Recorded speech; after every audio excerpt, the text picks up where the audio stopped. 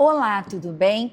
Hoje o nosso programa está aqui, subiu a serra novamente, estamos em Itaipava e eu vou conversar com a Marilisa Fontes Pereira, diretora da M4, que está lançando o primeiro empreendimento Faixa 4 do Minha Casa e Minha Vida em Petrópolis.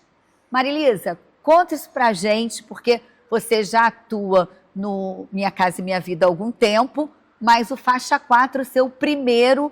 Como é que você... E por que você escolheu a região serrana, em especial Petrópolis?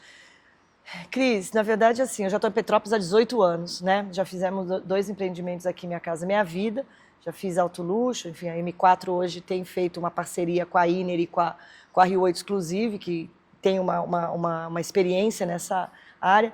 E todos os nossos empreendimentos foram empreendimentos muito bem vistos, bem aceitos na cidade, né?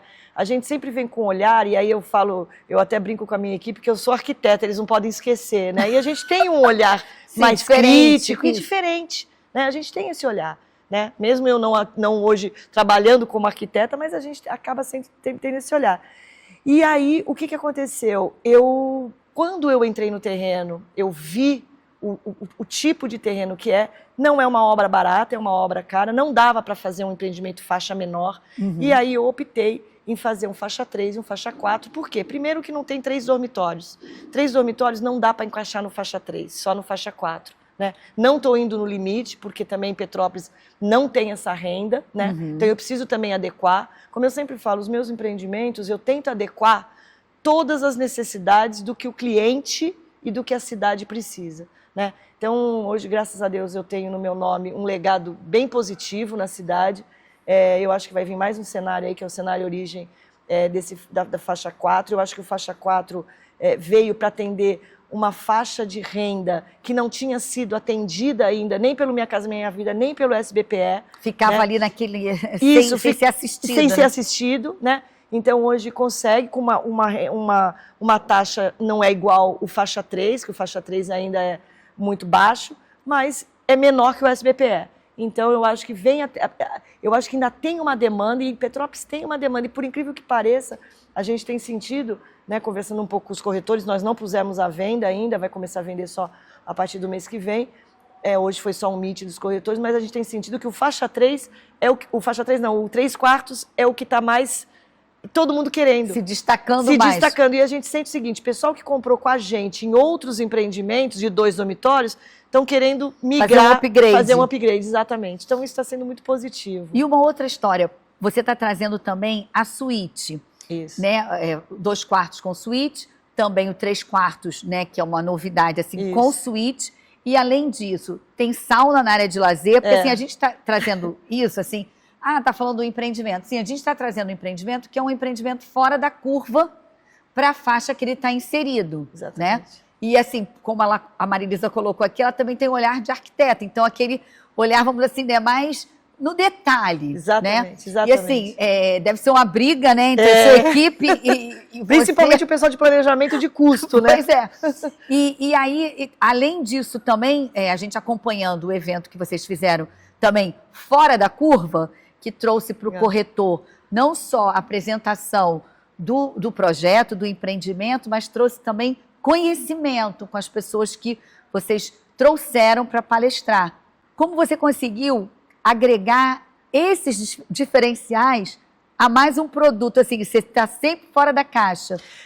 Cris, eu sempre acho assim, eu acho que o empreendedor, normalmente o incorporador, ele sempre vai no mesmo. Ele tem uma regra, a gente sabe como incorpora, como faz o meeting, como faz o lançamento, e vai todo mundo seguindo a mesma cartilha.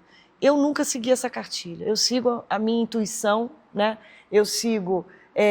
Então, quando eu fiz, por exemplo, a gente lançou o Vila Dom Carlo ano passado, vocês estavam lá, que era um de alto luxo, nós vendemos 85% no lançamento, eu fiz uma festa para os corretores. Né? Até o Zico veio. Isso, então, é verdade. Assim, a gente fez uma festa, porque eu acho que o meeting... Então, para mim, é o momento mais importante, porque é o meu primeiro cliente, é para quem eu vendo primeiro. Com certeza. Né? Então, assim, se eu não tiver o corretor do meu lado, se eu não tiver o corretor comprando o meu projeto e a minha ideia, esquece. E a maioria dos incorporadores não pensam assim. O mais importante é o lançamento, que é onde vai ter contrato, passa pasta. E eu penso diferente. Claro que meus negócios têm que dar lucro, eu não tenho dúvida disso. Eu também quero dinheiro. A conta tem que fechar. A conta tem que fechar. Agora, a conta precisa fechar, mas antes de ela fechar, para fazer ela fechar, eu preciso ter o corretor, eu preciso ensinar os corretores. Hoje a gente sente uma dificuldade, muito corretor novo, que tem dificuldade, né, de conhecimento, principalmente produto caixa, né? Que isso é um diferencial que você falou. Isso. A gente só para você ter uma ideia, nós estamos há um mês fazendo treinamento com todos os corretores de Petrópolis, de caixa. A nossa correspondente bancária está fazendo 2 turmas, teve uma semana que ela fez 2 turmas, uma de manhã e uma tarde, em torno de 30 pessoas. Nós fizemos, acho que com 280 corretores aqui de Petrópolis esse treinamento. Porque é fundamental que eles tenham essa base também, saber como funciona. Sim, a Caixa tem expertise, a Caixa é rápida, mas precisa chegar a ficha também do cliente, exatamente. Né, do potencial cliente. E a Caixa tem muitas mudanças, com esse faixa 4 tem algumas mudanças, né, na forma de fazer o crédito. Então isso é importante, eles têm que estar atualizados. E infelizmente hoje, se você olhar, são poucos incorporadores que fazem isso, que trazem essa diferença, entendeu? E aí, Marilisa, desculpa te interromper. Tem essa preocupação, não é nem diferença, eu acho que é uma preocupação.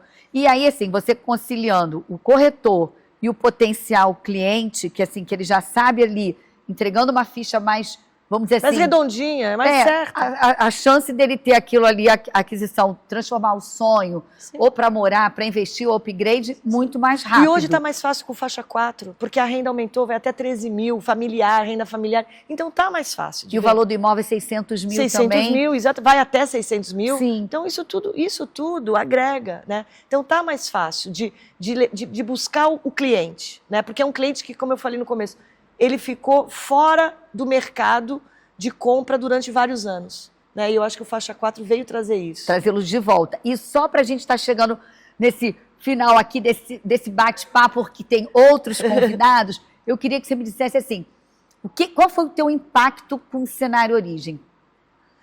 Meu impacto com o Cenário Origem foi quando eu cheguei lá no terreno e eu vi à vista a mata, né? Que tem uma mata, apesar de ser árvores, não são árvores nativas, mas eu fiquei impactada. E aí, quando eu olhei aquilo, que é como eu sempre faço, toda vez que eu entro, eu sempre imagino pronto, né?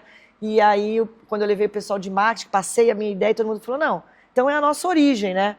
Virou, até porque o bairro de Correias foi a origem de Petrópolis. Tem uma história disso. Tem todo um por trás. Todo um por trás disso. E aí, não sei por que a gente no marketing falou assim, pô, Marilisa, eu falei, não sei, eu senti assim como se eu estivesse começando. Tanto é que hoje no Meet eu até falei, hoje eu tô nervosa, né? Porque parece que eu estava começando. Então, o Cenário Origem veio muito completar isso, né? A gente voltou um pouco às raízes, um terreno extremamente de natureza muito bonita, uma vista maravilhosa, um bairro com toda a infraestrutura. É como se eu estivesse construindo no centro do Rio de Janeiro.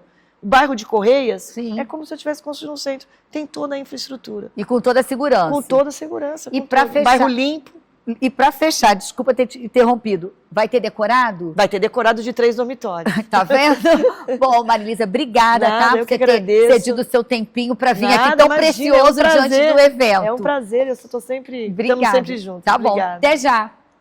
Estamos agora com Rafael Lisboa, que é sócio fundador da Iner e também sócio no empreendimento no Cenário Origem, que vai ser lançado em Itaipava.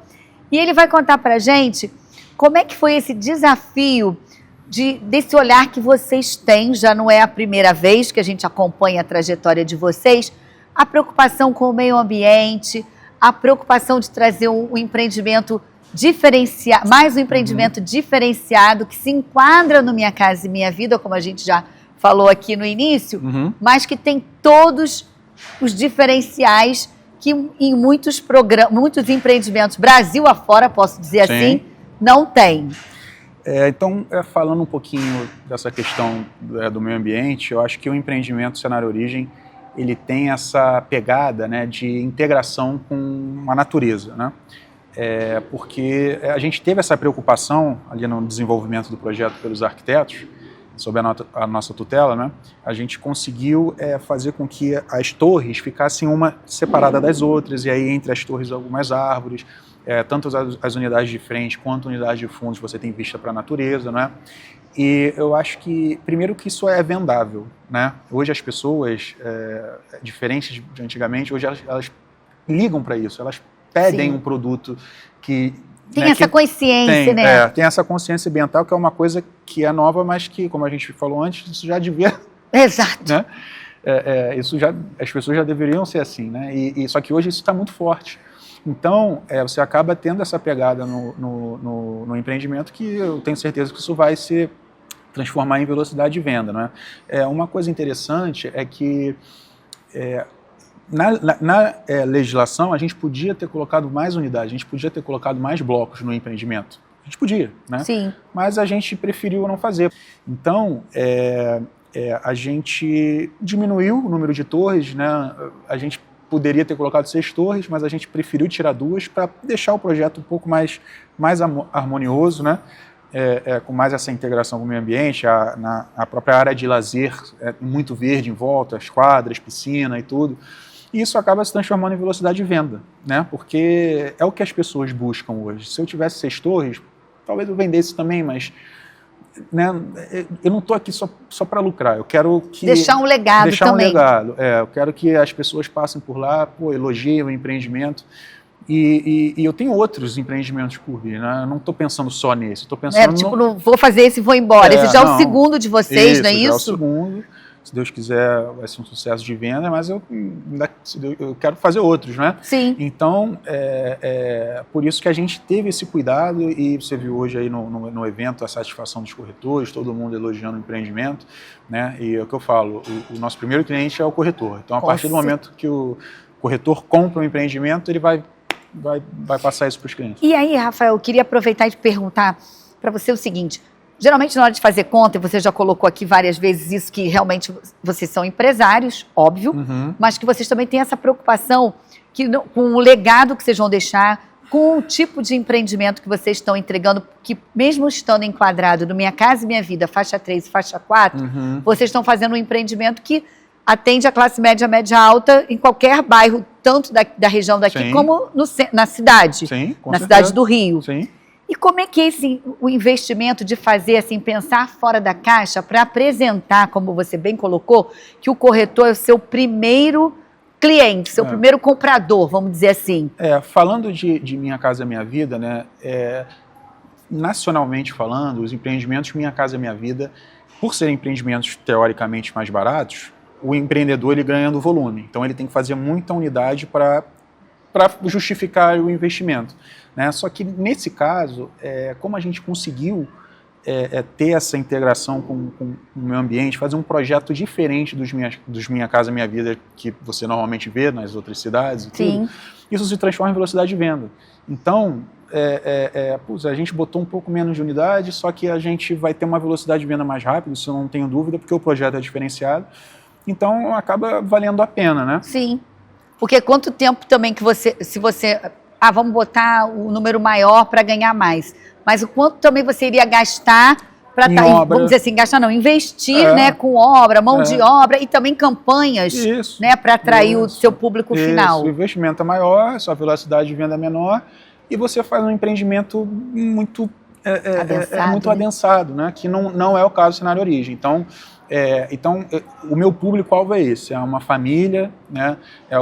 Uma família que talvez esteja indo para o seu segundo imóvel, está fazendo um upgrade, está indo ali para um faixa 3 e faixa 4, né? Que hoje mora num empreendimento um pouco mais adensado, com menos opções de lazer, com menos integração com o meio ambiente.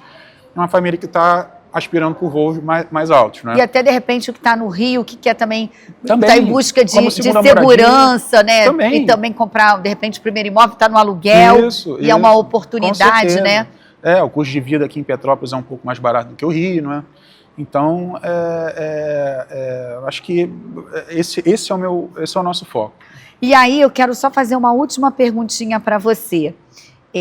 A gente tem um ano aí de, agora, Copa, eleição e tal. Você acredita que isso pode prejudicar o mercado ou não? Porque sempre o segundo semestre também foi sempre melhor para o mercado imobiliário. Quanto o 13º. Mas as pessoas continuam precisando de moradia, né? Você vai lançar em ano de Copa, em ano de eleição, aí é governo de esquerda, governo de direita. Fora os feriados esse ano, nossa, quantidade explodiram. de feriados. mas as pessoas continuam precisando de moradia. Então a gente não pode parar a nossa vida, esse ano tem eleição, esse ano tem Copa. Não, tem que trabalhar mesmo. Tem demanda? Vamos lançar que vai dar certo. Então, bom, te agradeço, eu vou chamar o intervalo para o próximo bloco, mas te agradeço por ter estado aqui com a gente, né, num momento tão especial para vocês, dessa apresentação que vocês fizeram para o time de corretores e para a gente também aqui que estava aqui para acompanhar. Não, obrigada, falar tá? Com você. Obrigada. Tudo de bom.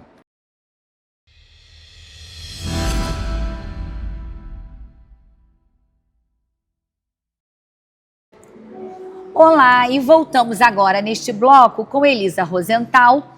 A Elisa, ela é fundadora do Instituto Mulheres do Mobiliário, não é isso, Elisa? Isso mesmo. E vem aí, ela levanta uma bandeira das mulheres também, né, neste mercado que é tão dominado por o público, vamos dizer assim, perfil masculino, mas vem ganhando muito espaço, principalmente também na corretagem. Sim.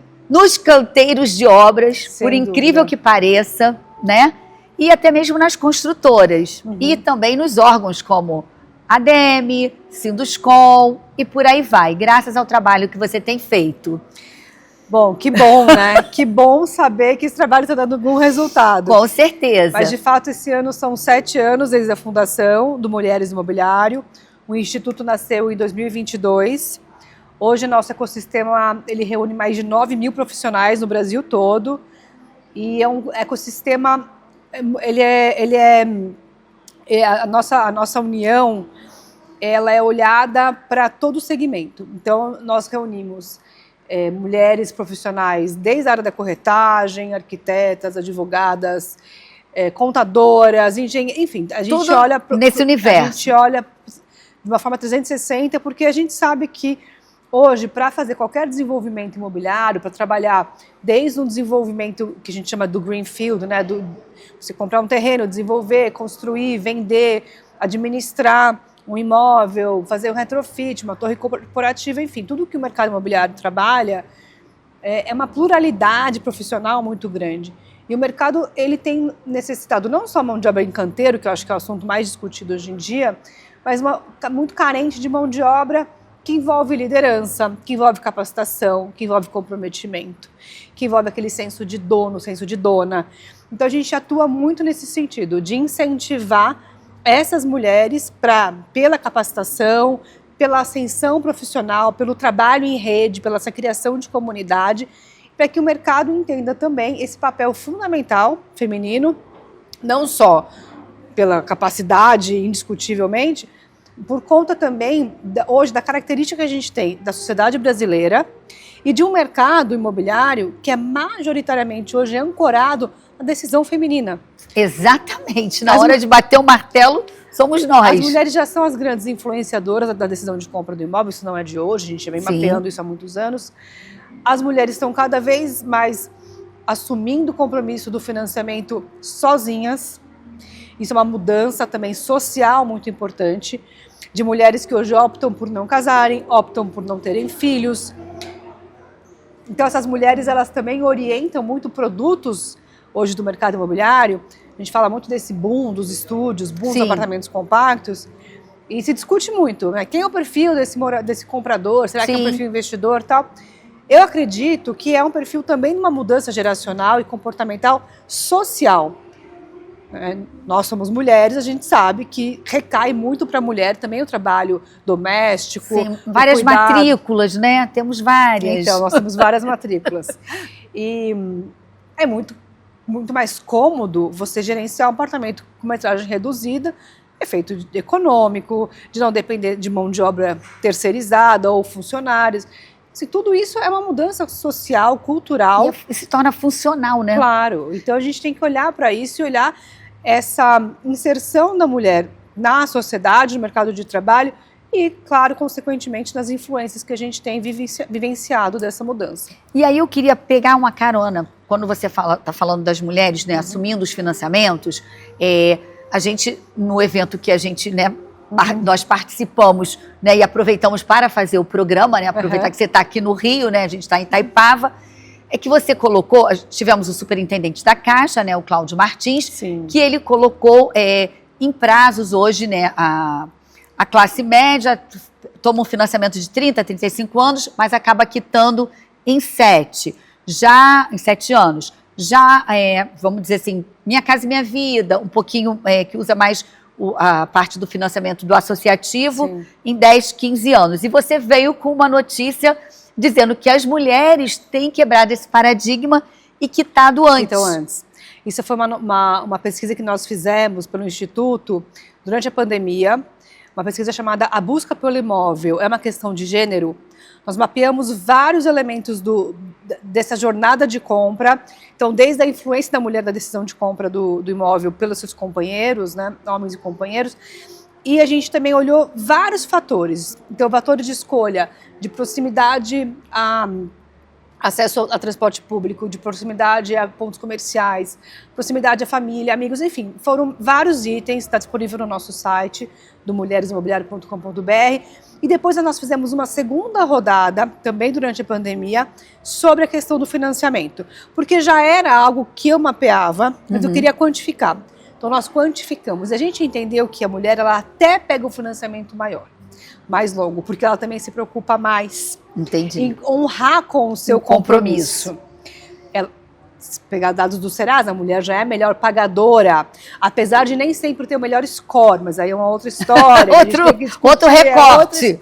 É o recorte também das vieses inconscientes de gênero nos dados, mas enfim. Porém, ela pega por mais tempo, mas quita antes. Então, a gente conseguiu mapear isso, identificou, e com isso a gente consegue também mexer numa peça fundamental do nosso mercado, que é o bolso. Porque é um mercado que trabalha com muita alavancagem financeira, precisa diminuir seus prazos também, muitas vezes do ciclo imobiliário, para conseguir ter os melhores resultados. E aí a gente conseguir quantificar o quanto que a mulher nessa jornada, nesse ciclo, consegue também contribuir, né, para uma performance melhor do negócio, é onde a gente fala, opa, peraí. Então faz sentido. Então, se você falou das entidades do setor, se hoje tem Bradim Mulher, Secov Mulher, Adit com Mulher... a presença, exatamente, com a presença feminina. Todas essas entidades do setor com seu núcleo feminino, lá em 2019 eu precisei pavimentar uma estradinha, ouvi muita coisa, que nem sempre desceu redondo, mas para chegar aqui hoje e falar, não, realmente a gente criamos uma estrada possível de ser percorrida. E aí, aproveitando já esse diferencial, né, que você conseguiu, né, não é fácil, né, foi você fez um caminho. Hoje, na apresentação que você fez para o time de corretores que estão tão acostumados, assim, uns chamam de convenção, outros de meeting, que é aquela coisa mais para falar do produto e tal. E hoje aqui a gente teve praticamente um summit. Foi. E como é que foi isso? E assim, você que estava aqui em cima, vendo a reação das pessoas, né, do time de profissionais, porque a gente sempre costuma dizer, o corretor é o primeiro comprador de um empreendimento imobiliário.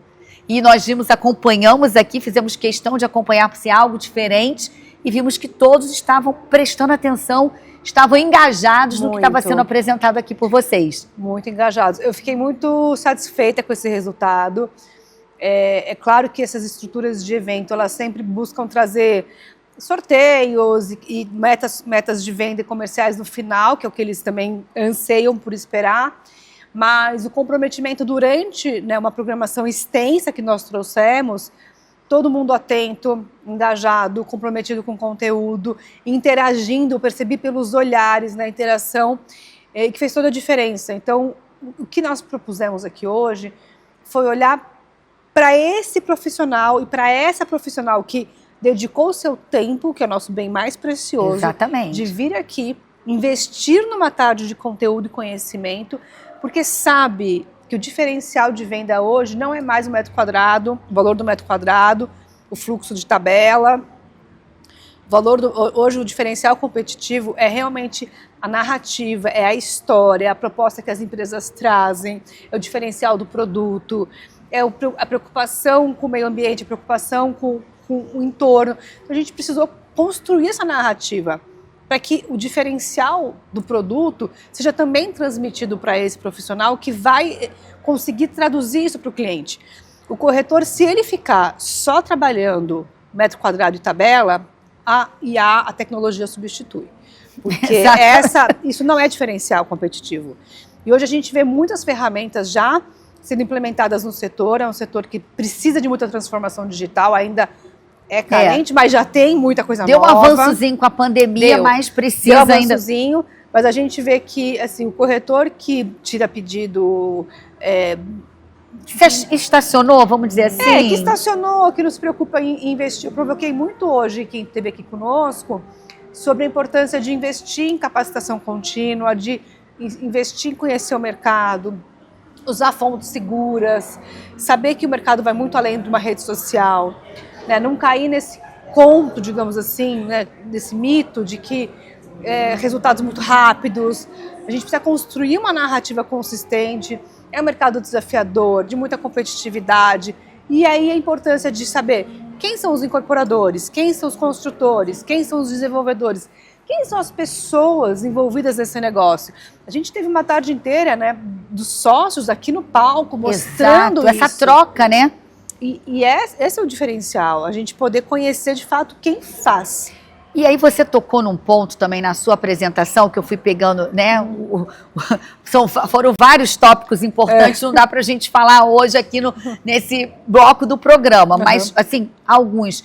Entre eles, você falou das redes sociais, sim, fazem diferença. A gente sabe, né, que se vende, que é necessário que se vendem imóveis por ali, enfim, são ferramentas também.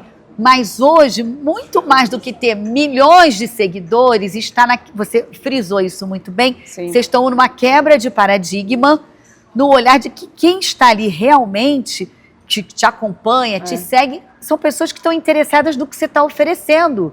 Não é isso, nessa troca? É sobre qualidade. Eu até provoquei, né, que o pessoal que estava aqui, falei, você prefere ter 1000 clientes na carteira e não vender nenhum imóvel, ou ter 10 clientes e vender 10 imóveis? E é muito sobre isso, a gente tem que olhar essa rede social também com um olhar de qualidade. Eu tenho uma rede que não é uma rede gigantesca, mas é uma rede onde tem contatos de altíssimo valor agregado, enfim, pessoas que eu consigo hoje conectar com poucos níveis de conexão para chegar em pessoas estratégicas, ser muito bem recebida em diversas empresas de entidades do setor. Então isso tem um valor agregado muito grande, porque carrega o que a gente falou hoje durante o dia todo, que é o legado, a construção de um legado, a construção de uma rede de relacionamento. Isso é um valor muito grande. Eu estava citando também durante a nossa conversa sobre essa crise, né, de solidão, a crise da saúde social, que é um termo que eu ouvi recentemente, achei muito interessante. A gente fala muito de saúde mental, saúde física, né? E saúde emocional e a saúde social. Porque a gente tem se relacionado cada vez menos com as pessoas. O olho no olho está cada vez mais difícil. Nós vamos ficando com mais idade, a quantidade de amizades diminui, porque a gente não dá conta de se dedicar às nossas amizades. A gente tem filho, marido, família.